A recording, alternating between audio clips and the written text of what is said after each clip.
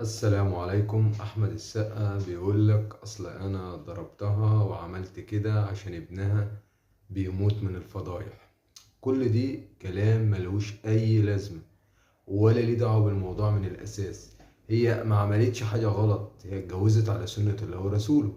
ايه الفضايح اللي في كده؟ ولما انت يا عم احمد خايف على الفضايح، ليه خليتها طلبت منك الطلاق وخلعتك؟ ليه؟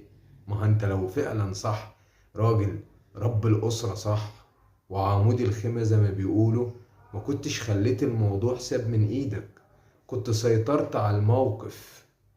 ولا الواحد لما الحاجة تضيع منه بعد كده يرجع يقولك اصل عملت عشان كذا؟ كل ده كلام فاضي، كلام ملوش اي لازمة.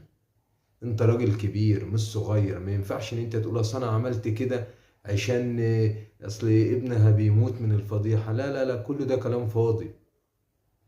دي مش زي دي، ولا تتقارن دي بدي.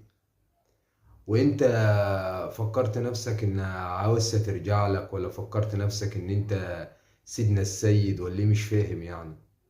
وبعدين فنان كبير زيك ما ينفعش يتصرف بتصرف زي كده.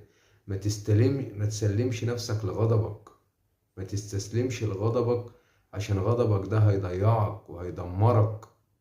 وما تنسوش الاشتراك في القناة وادعمونا عشان يوصلكم كل جديد، والسلام عليكم.